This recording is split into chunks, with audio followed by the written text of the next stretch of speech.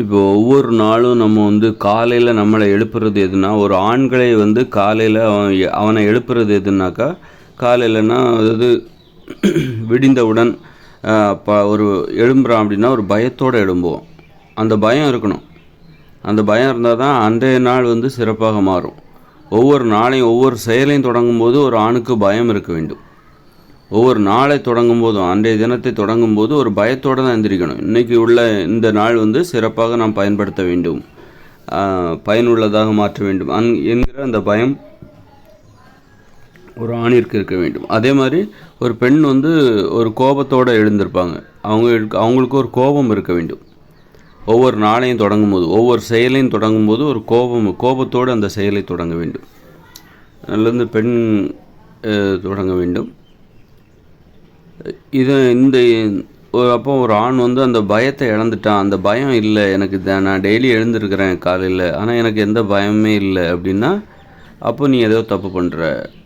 உன்னுடைய வாழ்க்கை கட்டுப்பாட்டிற்குள் இல்லை, நீ ஒரு கட்டுப்பாட்டுக்குள் இல்லை. ஏன்னா கட்டுப்பாடாக இருப்பதற்கு என்ன தேவை? பயம்தான் தேவை. அதனால தான் நம்ம கட்டுப்பாடாக இருக்கிறோம், ஒழுக்கமாக நடந்து கொள்கிறோம், நேர்மையாக நடந்து கொள்கிறோம். அப்போது பயம்தான் அதுக்கு காரணமாக இருக்கிறது. ஒரு பெண்கள் கட்டுப்பாடாக இருப்பதற்கு கோபம் ஒரு காரணமாக இருக்கிறது. அதனால் கோபம்தான் பெண்களை கட்டுப்பாட்டுக்குள்ளே கொண்டு வரும். அதனால் ஒரு ஆணுக்கு அந்த பயம் இல்லைன்னா அவன் கட்டுப்பாட்டில் இல்லைன்னு அர்த்தம். ஏன்னா கட்டுப்பாட்டுக்குள் இருக்க வேண்டும் என்றால் பயம் அந்த பயம் இருக்கணும் அப்படின்லாம் சொல்லுவாங்க. அந்த பயம் இருந்தால் தான் அவன் கட்டுப்பாட்டுக்குள்ளே இருப்பான். பயத்தில் தான் அவன் கட்டுப்பாட்டுக்குள்ளே இருப்பான். ஒவ்வொரு நாளையும் சிறப்பாக தனது வாழ்நாளை அவன் கழிக்க விரும்பும் பொழுது, பயனுள்ள செயல்களை செய்து அந்த நாளை சிறப்பாக முடிக்க வேண்டும் எனும் பொழுது அந்த பயம் இருக்கணும். அந்த பயம் இல்லைன்னா அவன் சோம்பேறி ஆகிடுவான். ஒரு செயலை செய்யணும், என்ன செயலை செய்யணும், நம்ம அந்த எதுவுமே ஒரு பயனில்லாத செயல்களை செஞ்சு அந்த நாளை கழிப்பதற்கு முயற்சி செய்வோம். அதனால் பயம் இருக்கணும். நமது உடல் மீது நமக்கு ஒரு கவனம், ஒரு பயம், ஒரு பணிவு, ஒரு கட்டுப்பாடு, ஒழுக்கம் இதெல்லாம் இருந்தால் தான் அந்த நாளை சிறப்பு. அதுக்கு அறிகுறி என்னென்னாக்கா உடம்புல ஒரு பயம் இருக்கணும். அந்த பயம்தான் அவனை எழுப்பணும். அந்த பயமே இல்லைன்னா ரொம்ப தூங்கிடுவாங்க. அப்படி ரொம்ப நேரம் தூங்குற அந்த ஆண்களுடைய உடம்புலாம் பார்த்திங்கன்னா பயம் இருக்காது. அதனால தான் பயம் இருந்துச்சுன்னா அவங்களால காலையில் ரொம்ப நேரம் விடிந்த பிறகு கூட தூங்க முடியாது. விடிந்த பிறகும் தூங்குறாங்கன்னா அவங்களுக்கு பயம் இல்லை அப்படின்னு அர்த்தம். பயம் இல்லைன்னா கட்டுப்பாடு இல்லை. அப்போ அவர்கள் எந்த செயல்களையும் செய்வது ரொம்ப சிரமம்.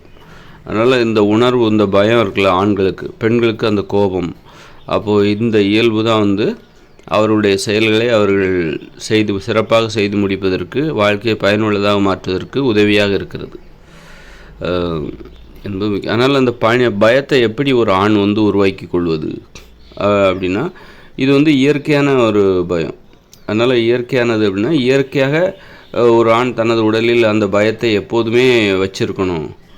அப்போ தான் சரியான ஒரு வழியில் போக முடியும். அதனால் ஏனோ தானோன்னு ஒரு வாழ்கிற வாழ்க்கை வாழக்கூடாது, கட்டுப்பாடாக வாழ வேண்டும். உணவு முறையில் ஒழுக்கம் இருக்க வேண்டும். கண்டது மாமிசம் அது இதுன்னுலாம் சாப்பிடக்கூடாது. அப்போ அந்த பயம் போயிடும். நாம் தாவர உண்ணிகள் அப்படிங்கும்போது நம்ம தாவர எதெல்லாம் சாப்பிட்ணுமோ அதெல்லாம் சாப்பிடணும். தாவரங்கள்லேயும் மலிவான உணவுகள்லாம் இருக்குது, மோசமான சாப்பிடக்கூடாத உணவுகள்லாம் இருக்குது. இந்த சோறு, பிரியாணி இந்த மாதிரி எல்லாம் சாப்பிடக்கூடாது. தோசை, இட்லி, பூரி, பொங்கல் இந்த மாதிரிலாம் சாப்பிடக்கூடாது. இதுவும் தாவரத்துலேருந்து தான் எடுக்கிறாங்க, கோதுமையிலேருந்து தான் பூரி தயார் பண்ணுறாங்க. அதனால் இதெல்லாம் நம்ம சாப்பிட்லான்னு நினச்சிக்காதீங்க. இது உங்களை சோம்பேறியாக்கிவிடும், மலிவான உணவுகள் இதெல்லாம். அதனால் இது உடம்புல அந்த பயத்தை இல்லாமல் பண்ணிடும். அந்த பயம் என்பது உடம்புல இல்லாமல் போயிடும். அதனால் அந்த பயத்தை நம்ம பாதுகாக்கணும்னா மலிவான உணவுகளை நம்ம சாப்பிடக்கூடாது. ஒரு கட்டுப்பாட்டிற்குள் வர வேண்டும். நம்ம உண்ணுகிற உணவு நமக்கு கடினமாக இருக்க வேண்டும். அதாவது அது ரொம்பவும் அந்த உணவு நம்மை அடிமைப்படுத்தக்கூடாது. ரொம்ப சாப்பிட்றதுக்கு நம்ம கொஞ்சம் சிரமமாக இருக்கணும். அதாவது காய்கறி பொரியலை யாராவது சாப்பிட்றதுக்கு அடிமையாக மாட்டாங்க. ஆனால் அவர் பிரியாணி சாப்பிட்றதுக்கு அடிமையாகிடுவாங்க, பரோட்டா சாப்பிட்றதுக்கு அடிமையாகிடுவாங்க. இந்த மாதிரி அடிமைப்படுத்துகிற உணவுகளை சாப்பிட்டோம் அப்படின்னா ஒரு ஆண்களுக்கு அந்த உடம்புல பயம் இல்லாமல் போயிடும். பயம் என்பது இல்லாமல் போயிடும். அப்புறம் அவனால் அவன் சோம்பேறி ஆகிடுவான். சும்மா காலைல ரொம்ப நேரம் தூங்குவான், ஏனோ தானோன்னு வாழ ஆரம்பிச்சிடுவான். அந்த புகைப்பிடிக்கக்கூடாது. அதாவது போதைப் பொருட்கள் கொண்டு அந்த புகைப்பிடிப்பது கூடவே கூடாது. மாமிச உணவு உண்ணக்கூடாது, மது அருந்தக்கூடாது, ரசாயன உடம்புக்கு கேடான வேலைகளை செய்யக்கூடாது. அப்போ தான் உடம்புல உள்ள அந்த பயத்தை ஒரு ஆண் உணர முடியும். உடலில் உள்ள அந்த பயத்தை ஒரு ஆண் உணர வேண்டும் என்றால் அவன் வந்து இந்த உடலுக்கு எதிரான வேலைகளை செய்யக்கூடாது. அது மாதிரி உறவு முறையில் வந்து உண்மையாக இருக்க வேண்டும். நீங்கள் பழகுகிறவர்களிடம் நம்பிக்கையாகவும் உண்மையாகவும் இருக்க வேண்டும். அப்போ தான் ஒரு ஆண் வந்து ஒரு கணவனுக்கோ அல்லது காதலிக்கோ அந்த ஒரு ஆண் வந்து தனது மனைவிக்கோ அல்லது காதலிக்கோ உண்மையாக இருக்க வேண்டும். இது வந்து ரொம்ப முக்கியம். இதெல்லாம் இருந்தால் தான் அவன் தனது உடலில் உள்ள அந்த பயத்தை உணர முடியும். உணர்ந்தால் தான் என்ன பண்ணுவான் அப்படின்னா அதிகாலையில் விழித்து கொள்வான். அப்புறம் வந்து உடற்பயிற்சி செய்வான், நல்ல உணவுகளை சாப்பிடுவான். அந்த வாழ்க்கையில் அவனது கடமைகள் இன்றைக்கு என்ன செய்யணுமோ அதை சிறப்பாக செய்து முடிப்பான். அப்புறம் பெண்களுக்கு வந்து அந்த கோபம் இருக்க வேண்டும், அந்த கோபத்தை பாதுகாக்க வேண்டும்.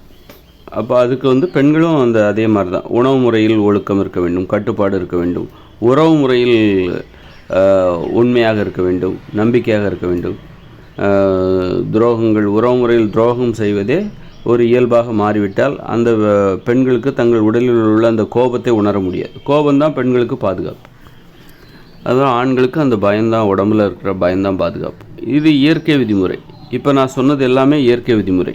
தற்போதுள்ள இயந்திர அறிவியல் உலகில் ஆண்களுடைய உடல் என்பது ஆண்களிடம் ஒரு கோபம் இருந்தால் தான் அது சாத்தியம்.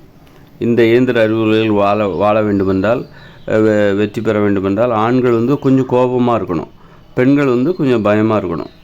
அந்த அளவுக்கு இயல்பில் மாற்றத்தை ஏற்படுத்திய ஒரு வாழ்க்கை முறை தான் தற்போதுள்ள இயந்திர அறிவியல் உலக வாழ்க்கை முறை, செயற்கையான வாழ்க்கை முறை. நான் சொன்ன அந்த இயற்கை விதிமுறை எப்போ நடைமுறைக்கு வரும்னாக்கா, இயற்கையோடு இணைந்த மனித வாழ்க்கை 2040 அப்புறம் தான் நடைமுறைக்கு வரும். அப்போ தான் ஆணுக்கு ஆணின் உடலில் ஒரு பயம், பெண்ணின் உடலில் ஒரு கோபம் என்பது அது இயற்கையான நடைமுறை. அது அப்போ தான் நடைமுறைக்கு வரும். இப்போ என்னென்னா, ஆணின் உடலில் கோபம் இருக்க வேண்டும், கொஞ்சம் வெப்பம் இருக்க வேண்டும், சூடாக இருக்க வேண்டும். பெண்ணின் உடல் கொஞ்சம் குளிர்ச்சியாக இருக்க வேண்டும், பெண்ணுக்கு கொஞ்சம் பயம் இருக்க வேண்டும், பணிவு இருக்க வேண்டும். ஆணிற்கு கோபம், மதிப்பு இதெல்லாம் இருக்கணும். இது இயற்கைக்கு முரணானது தான். அந்த இயற்கைக்கு முரணான அந்த செயற்கையான நடைமுறை தான் தற்போதுள்ள இயந்திர அறிவியல் உலகில் நாமெல்லாம் பின்பற்ற வேண்டிய நடைமுறை. அப்போ தான் நம்ம இந்த இயந்திர அறிவியல் உலகில் நாம் கொஞ்சம் வெற்றி பெற முடியும்.